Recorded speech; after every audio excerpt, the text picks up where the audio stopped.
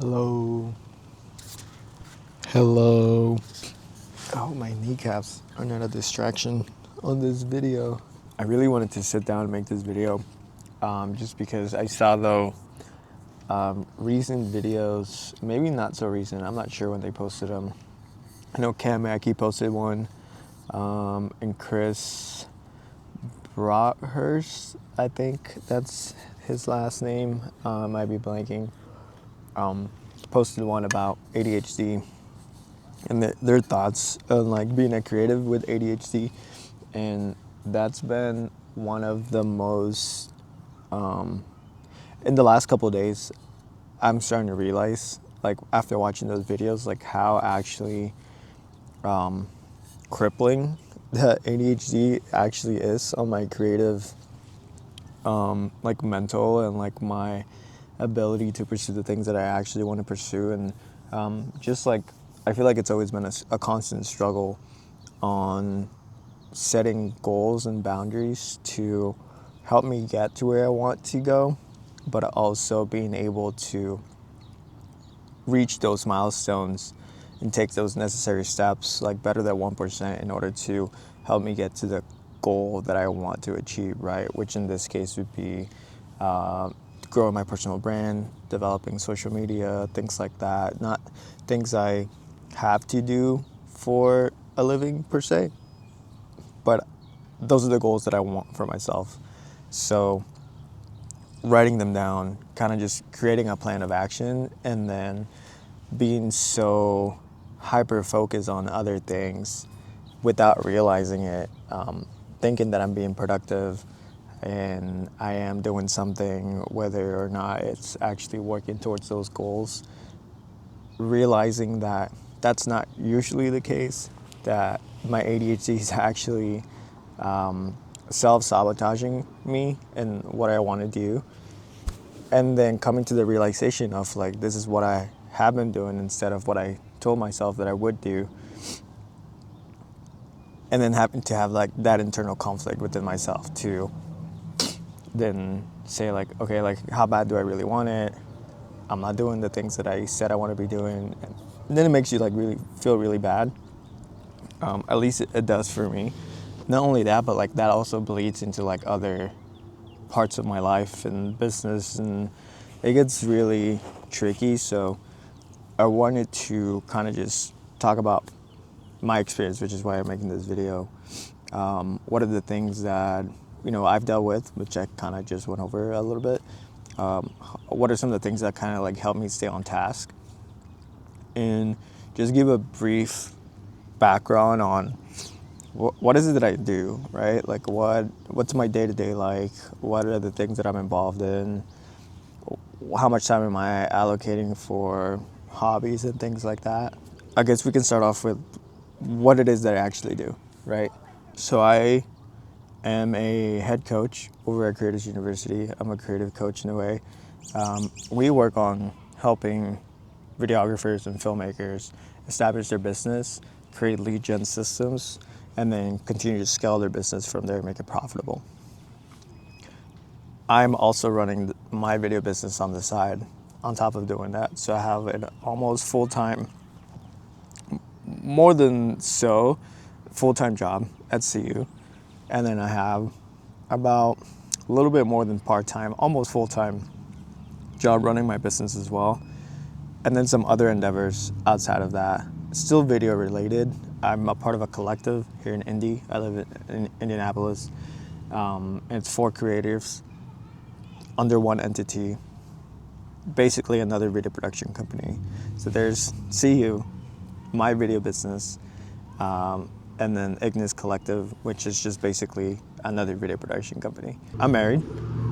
I have dogs. I have a family, and all of there's so many hats, right?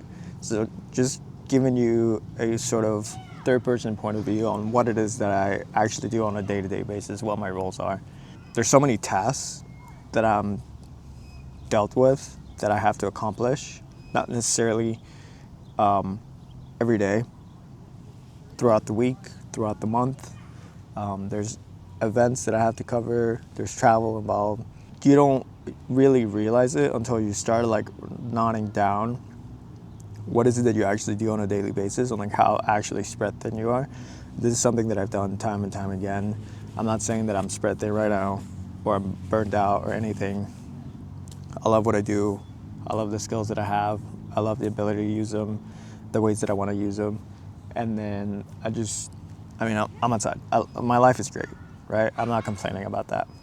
But I also want to highlight that it's not always what it seems, right? Like I'm stressed out at some points.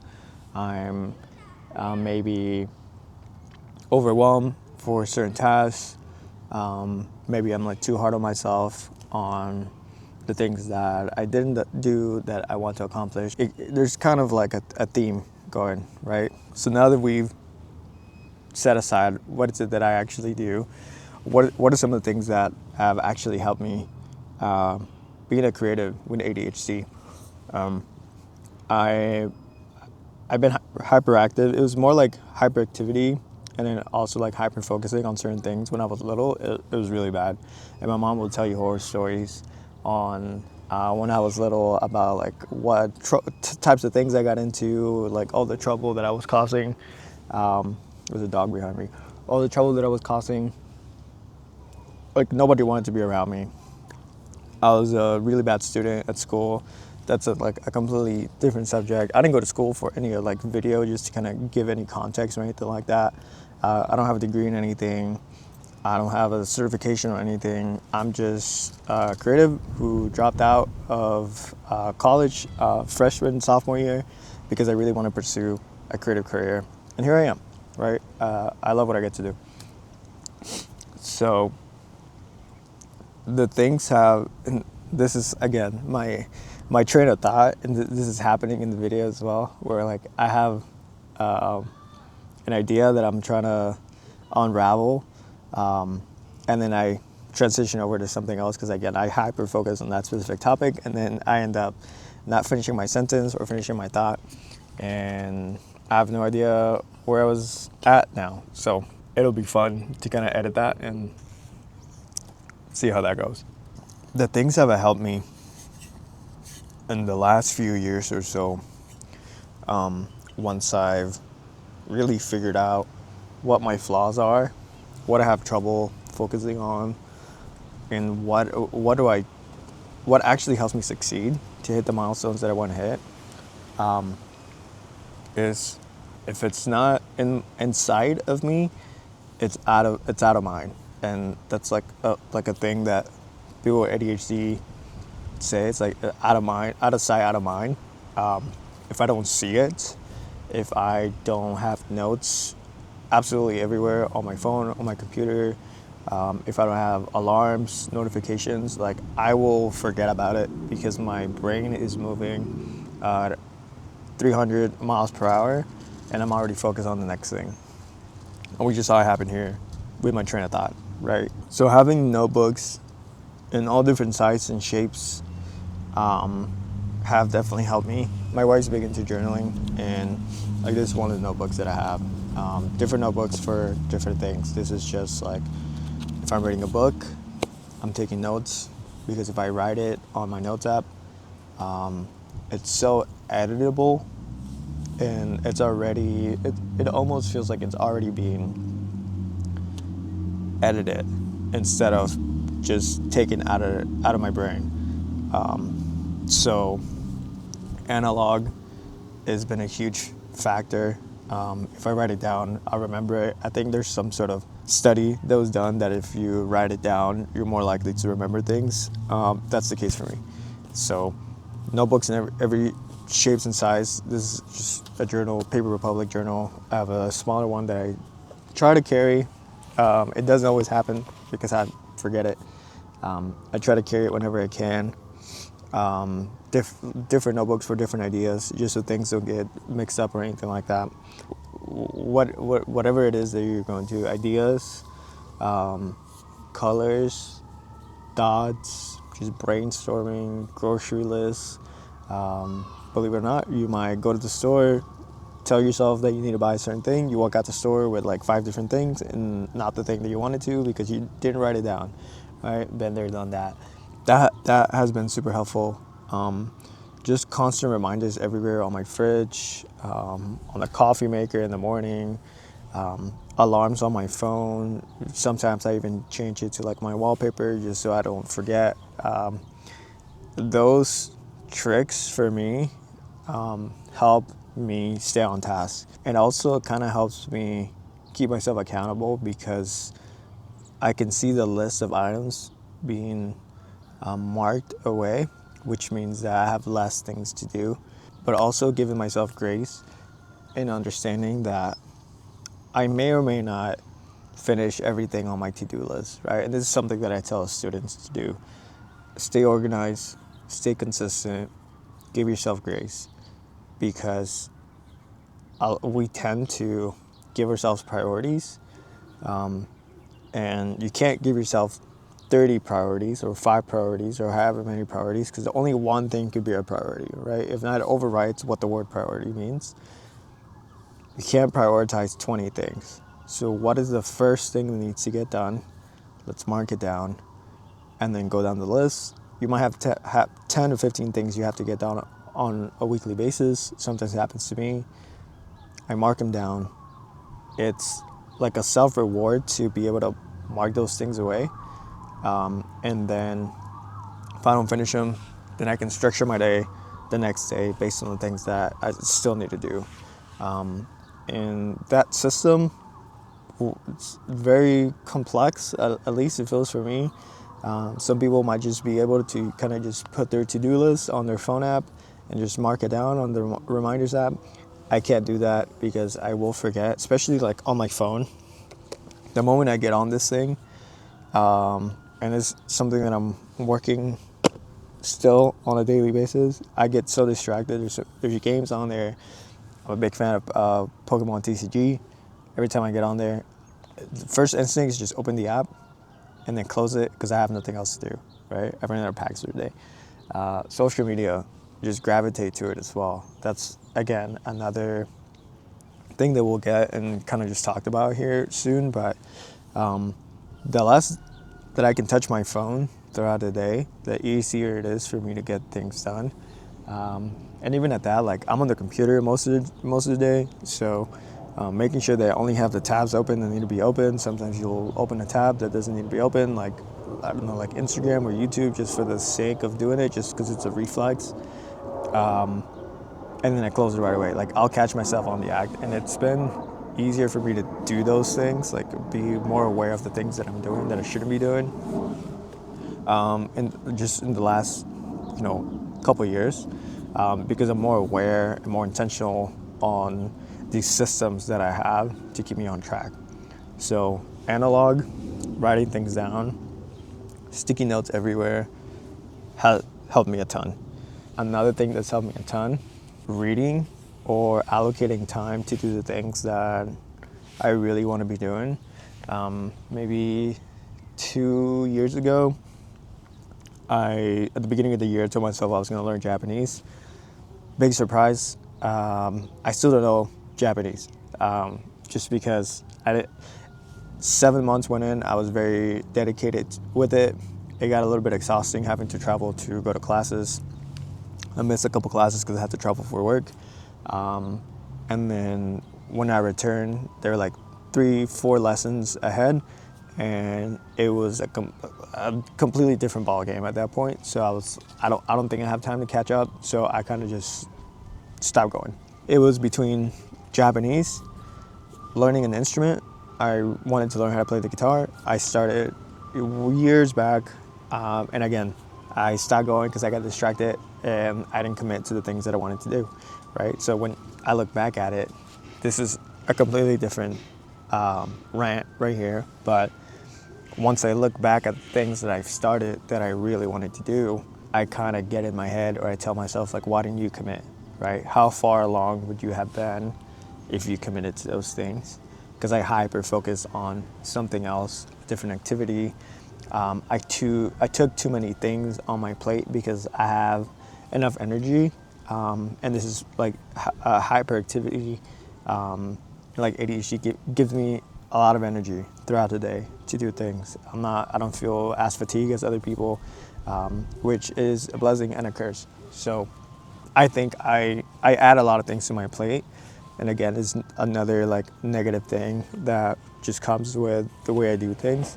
I think I could do them. I prioritize too many things, and then I don't finish anything, right? Which is a theme that we're gonna talk about. And I forgot what to do. Learning an instrument way back. It was between learning Japanese, learning an instrument. I forgot there was something else. Staying fit or doing something related to fitness. I can't remember. And then reading, obviously, like reading a book. I love video games. So I think that was one of the things as well. It's like, do I have enough time to like play video games if I want to do all these other things? And then obviously YouTube. This has been just like the constant main priority that I tell myself I want to pursue. And then I pursue different things, right? Or just like things in my life just happen and I have to take care of those, and then I neglect certain things that, again, not necessarily paying my bills. So it's easier to kind of put on the back burner because they're not as impactful for me, just things I want to do. And then again, I revisit them and I tell myself, what would have happened, how far would I have gotten if I would have stuck through that and organized my day-to-day, made some sacrifices to be able to achieve the things I want to achieve. So 2 years ago, it was Japanese. Here are the 5 things I want to do, 5 priorities. I picked one and I said, I'm not going to try to pick 2. I'm not going to try to juggle 2. I'm just going to pick one, Japanese, right? I stuck with it for 7 months, 8 months. Things got out of hand. Could I have planned better for it? Sure. Did I? Absolutely not. Do I feel bad at the fact that I'm still not where I want to be in terms of learning Japanese? Yeah, in a way. There's been certain opportunities. I was at CES. It was filled with amazing people. A lot of those people were Japan native, right? They were speaking Japanese, talking in Japanese. I love the Japanese culture. I love anime. You'll see I have like anime tattoos. I have a Toshiro on my leg. I love anime. I'm a weeb. Want to learn Japanese because I want to go to Japan in the future. I still haven't gone. I love Japanese food. I'm a big foodie overall. And I told myself, if I learn Japanese, I can immerse myself more in the culture. I want to be able to talk natively with other native speakers because that would just be really cool, right? So I focused on that. Didn't happen. Surprise. And then I kind of, when those opportunities present themselves to like speak Japanese or kind of just practice what I had aimed to learn, I was like, man, I wish I would have stuck by it months back because now I would be in a really good spot to have a conversation with somebody. Again, going back to the theme, I should have stuck by it. I hyper-focus on other things, and it's okay. So I completely also neglected transitioning over. You would have thought that I would have been like, okay, I didn't learn Japanese. I can focus on another thing, like learning a guitar. My dad plays guitar, and he asked me for the guitar maybe during the time that I was speaking Japanese, learning Japanese, because I was like, I'm gonna learn Japanese. I'm not gonna focus on playing the guitar. I have a guitar. I don't know why. I gave it to my dad because he wanted to play. He didn't have one, or his broke or something like that. Out of sight, out of mind. Completely forgot about playing the instrument because the instrument's not in front of me. Going back to why I started ranting about this, giving myself goals and not trying to juggle everything at once because I feel like I can doesn't mean that I should. And it's not going to make me successful at the things that I want to focus on. And that goes for everyone, not just if you have ADHD, but like if you don't have ADHD and you focus on these things, make a list. What's a priority? What do you want to tackle first? Go with that, forget the rest. Finish it, do a really good job, get where you need to be, go to the next thing. I can't remember which book. It might have been Essentialism. I can't remember the author, but that book 2 years ago changed it like completely reworked my perspective on the way that I approach things. And I think one of those topics was the priority conversation, right? Only one thing can be a priority. You can't prioritize 20 things. Pick one, do a really good job at it, knock it off the list, move on to the next thing. So there's a couple books like that, and I'll link them down below just so you guys can reference. And I probably can't think of all of them right now because, again, I'm thinking about multiple things. But that has been really helpful for me, almost in a way like putting handcuffs mentally and emotionally on the things that I can do, or limiting myself on the things that I can do, so I can do a really good job at the things that I am allowing myself to do. So that's how I've been able to still continue to grow my business, because that pays the bills, so I have to focus on that. Still be highly involved in Creators University, because that pays my bills as well. And it's also like something that I truly enjoy doing, that I love doing, and I get to learn a lot from that as well. As much as I can give to the students who participate in the program, who are involved in the program, they give back to me as well. And it's just like an integral part of my life at this point. So those things that are like essential to my livelihood, to put food on the table, to feed into my soul, to feed into my career, those things are easy for me to do. Again, these knees are probably so distracting, and I'm sorry. So in taking things away, and then allowing myself to gravitate towards those things, let's say like video games, right? I really enjoy playing video games. I can't play video games as much as I would want to, essentially. One, because games have just not been really good lately. If it's not Zelda or Pokemon, honestly, I'm not that interested in it, and I'll just randomly kind of just nibble at games here and there. If you could see my backlog of games, it's absolutely insane. Allowing myself to have more time to invest in the things that I do think are beneficial to my growth and my journey, and are in some way multi-purpose, that feed into multiple aspects of what it is that I want to do.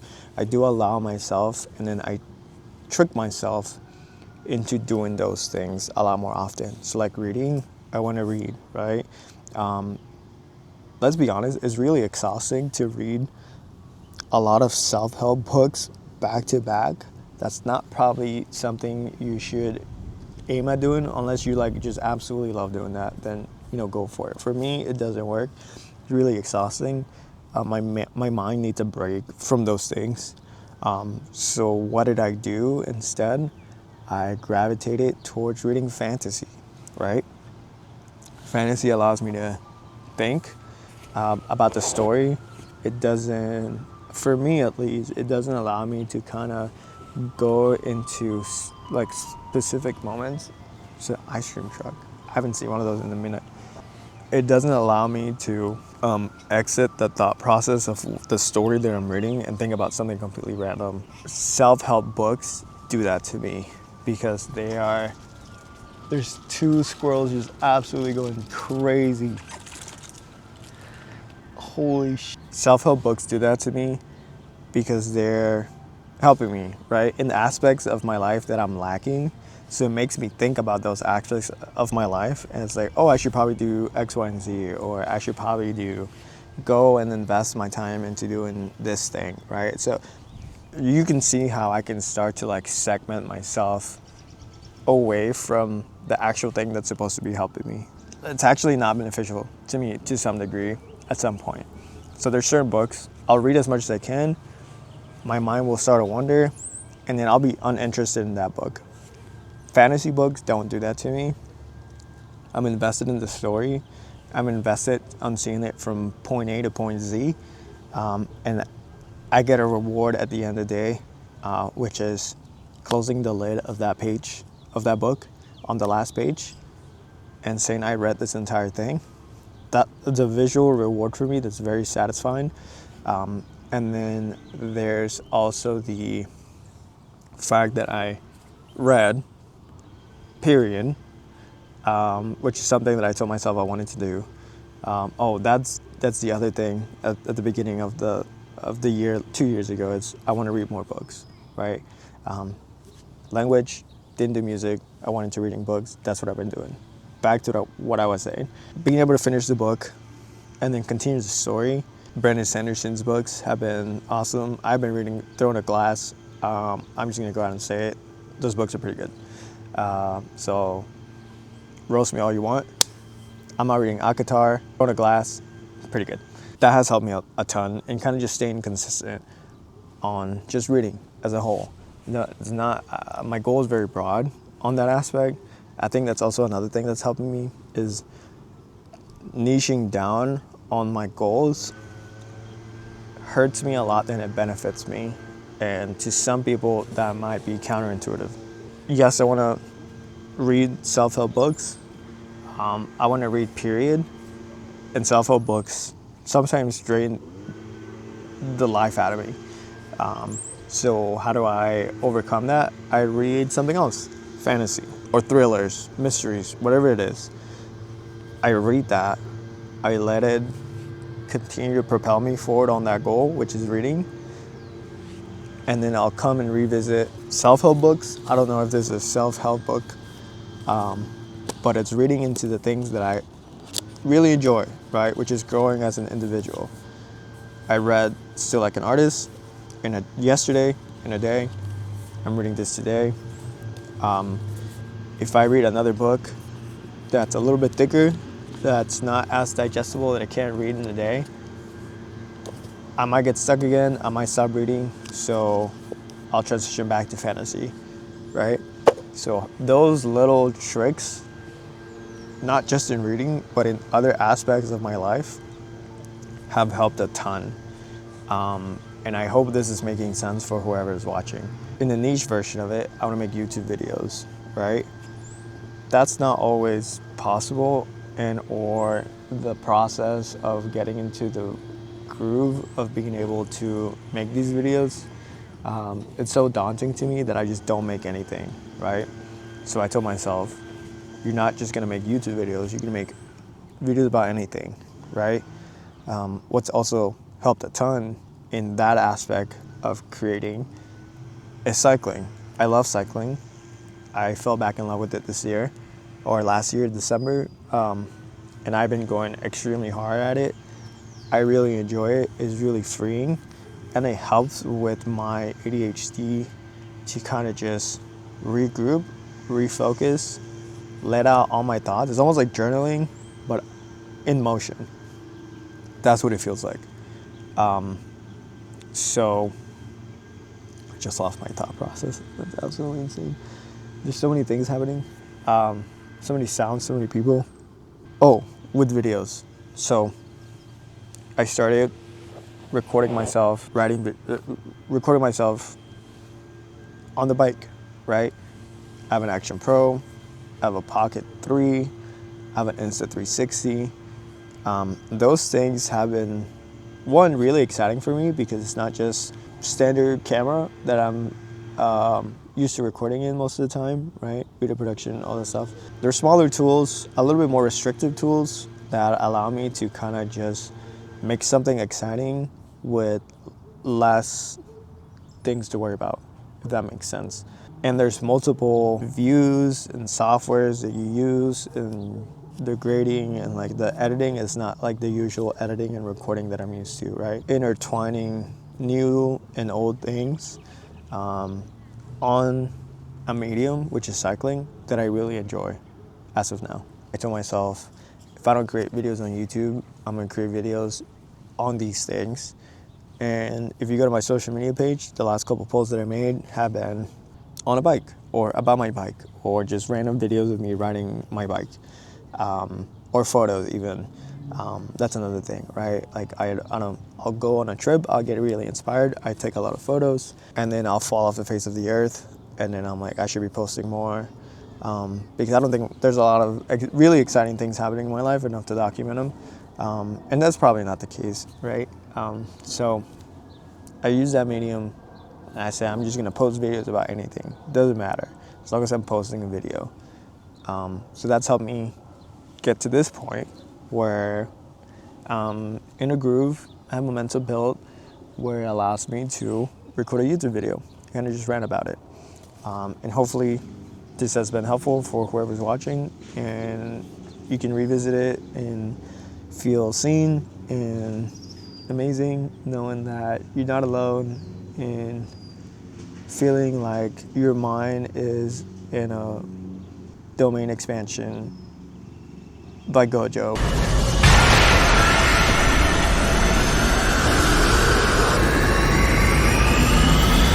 I also have a Gojo tattoo.